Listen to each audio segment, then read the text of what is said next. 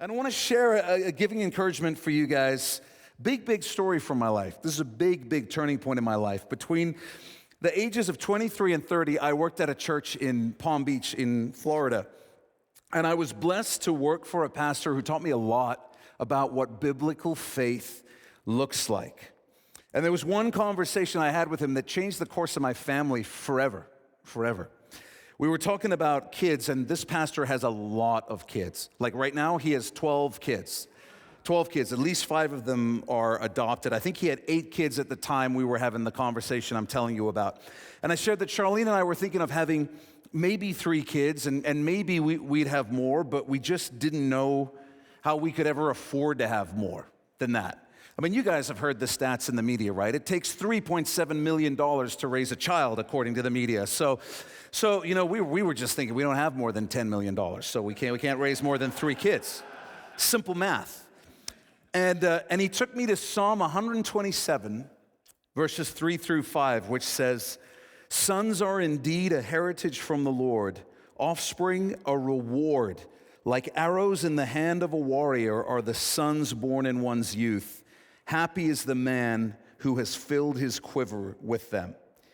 And he said, "Jeff, do you really think that God would declare in his word that children are a blessing and then fail to provide for the children that his people have?" And then he said, now, that's not even the best part. He said, "Now go take a look at the verse that comes right before the verses that I just read to you, Jeff, because in it, God addresses your concern." And so I looked at Psalm 127, verse 2, and this is what it says. It says, "In vain you get up early and stay up late, working hard to have enough food. Yes, he gives such things to his loved ones while they sleep."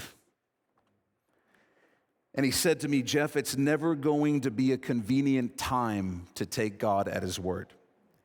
It's never going to be a convenient time to exercise faith. Faith goes first.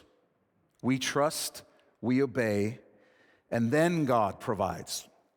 If we wait for the provision to come first, we'll be waiting forever, because we'll be waiting to exercise a faith that doesn't require faith." We have twice the number of kids we were planning on having because of that conversation. I couldn't imagine my life without every single one of my kids. They're such a blessing to me. And so I share this because I want you to know, and you know if you come to this church, you know what the Word of God says. He calls us to honor him in our finances by giving sacrificially to him so the practical needs of his church and his people can be met through his people. And he calls us to give in faith. So if you're waiting for a convenient time, a time when there's money left over, a time when you don't have to choose between giving to God or anything else, just know this, that time will never come. It will never come. You will die without ever trusting God with finances. So don't look for a way to give in faith that somehow doesn't actually require faith.